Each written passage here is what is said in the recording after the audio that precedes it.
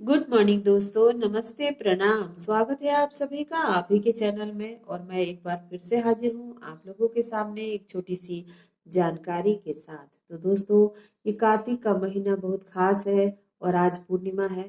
पूर्णिमा और गुरु नानक देव जी का प्रकाश पर्व भी है।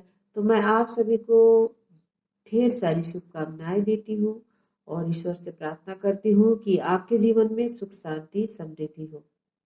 दोस्तों, कार्तिक का महीना और ये आज का पूर्णिमा बहुत स्पेशल होता है सनातन धर्म के लिए, सिख धर्म के लिए। आज ही के दिन भगवान विष्णु मत्स्य अवतार लिए थे। आज ही के दिन कार्तिकेय जी का जन्म हुआ था और आज ही के दिन गुरु नानक देव जी को ज्ञान की प्राप्ति हुई थी और इसीलिए प्रकाश पर्व बोला जाता है। दोस्तों, गुरु नानक देव जी के बारे में बोलने के लिए मैं बहुत छोटी हूँ, मेरी औकात नहीं है। लेकिन फिर भी मैं आप लोगों के जानकारी के लिए, जिन लोगों को पता नहीं है उनके लिए मैं थोड़ा सा अपने ज्ञान अनुसार, अपने बुद्धि अनुसार मैं बोलना चाहूंगी। और उससे पहले मैं सभी गुरुओं से, मैं अपने गुरु से और गुरु नानक देव जी से भी माफी चाहूंगी कि मैं गुस्ताखी कर रही हूँ। तो दोस्तों, प्रकाश पर्व हुआ था उनका और इसे सिख धर्म में बहुत धूमधाम से आज के दिन सेलिब्रेट किया जाता है, क्योंकि आज ही के दिन उनके गुरु को ज्ञान की प्राप्ति हुई थी। और इसलिए उनका जन्मदिन भी कहा जाता है, क्योंकि ईश्वर के जब गुरु को जब ज्ञान होता है तो उनका दूसरा जन्म होता है। हर इंसान का जब ज्ञान होता है तो दूसरा जन्म होता है। और देखिए, इसे प्रकाश पर्व बोला जाता है, क्योंकि वो जो अंधकार था भीतर और बाहर, वो दोनों ही अंधकार समाप्त हो गया था और इसीलिए उनके जीवन में प्रकाश का उद्गम हुआ था। उस प्रकाश को सिख धर्म में त्योहार के रूप में मनाया जाता है।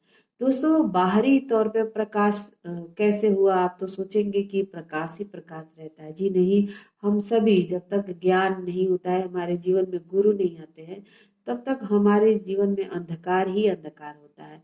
इस मिथ्या जीवन को हम सत्य मानते हैं। ये सृष्टि जो दिख रहा है हमें, गाड़ी बंगला घर, तमाम तरह की जो सुख शांति है, इसे ही हम सत्य मानते हैं, क्योंकि हम अंधकार में होते हैं और भीतर भी अंधेरा ही होता है। आपको बोला जाए कि आप आंख बंद करके बैठ जाओ, तो आप 5 मिनट भी नहीं बैठ पाएंगे, क्योंकि आपको समझ में नहीं आएगा क्या करें, अंधेरा ही अंधेरा है। लेकिन जब गुरु आते हैं, प्रकाश का उद्गम होता है, तो बाहर और भीतर दोनों जगह प्रकाश ही प्रकाश फैल जाता है। सब कुछ साफ साफ दिखने लगता है। आंख बंद करने के बाद भी आप एक रोशनी की तरफ जाते हो, अंदर भी बहुत ही उजाला होता है और बहुत कुछ दिखने लगता है। फिर आपको पता चलता है कि मैं जिसे बाहर ढूंढ रहा था वो तो भीतर ही है, और वही बाहर जिसे आप सत्य मान रहे थे वो तो सत्य है ही नहीं। तो दोस्तों, इसे ही प्रकाश कहते हैं। और सिख धर्म में कहते हैं, जब कोई इंसान ज्ञान लेता है तो कहते हैं कि वो अमृत चख रहा है, अमृत चख रहा है। यानी कि उन्हें, उनके जो जीव है उसके ऊपर वो एक अमृत की बूंदें आती है। जब आप ध्यान की अवस्था में बैठते हैं तो आपके तलवे पर गुरु के द्वारा अमृत की बूंदें आती है। हर साधक के जीवन में ऐसा होता है। जब साधना करते हैं तो हम खेचरी मुद्रा में अपने जीव को करके बैठ जाते हैं।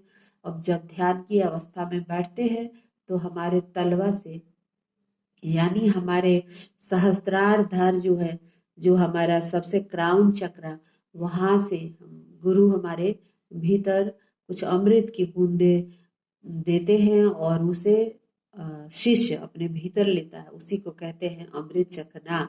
तो दोस्तों, ये बहुत ही दिव्य बातें हैं और गुरु के आशीर्वाद से मेरे जीवन में है, तो मैंने सोचा आप लोगों तक पहुंचाऊं। तो दोस्तों, आज यही बताना था। स्नान दान बहुत कुछ होगा, लेकिन भीतरी तौर पे जो चीजें हैं वो जानना भी बहुत ज्यादा जरूरी है। और देखिए, गुरु नानक देव जी जब सिख धर्म की स्थापना किए तो वहां पर मंदिर वगैरह, पूजा पाठ, सब कुछ ऐसा कुछ भी नहीं है। उन्होंने सेवा, सुमिरन और सत्संग को शामिल कर दिया।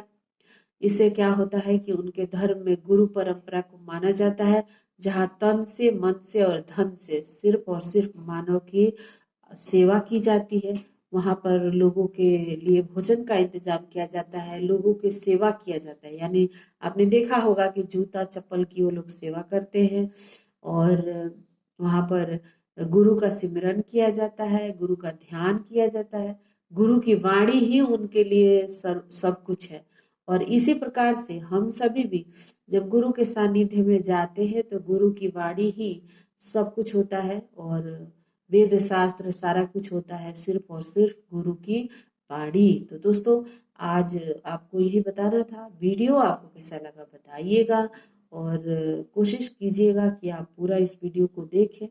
और अब मैं आपसे लेती हूँ विदा। Thank you so much for watching. सर्वे भवन्तु सुखिनः।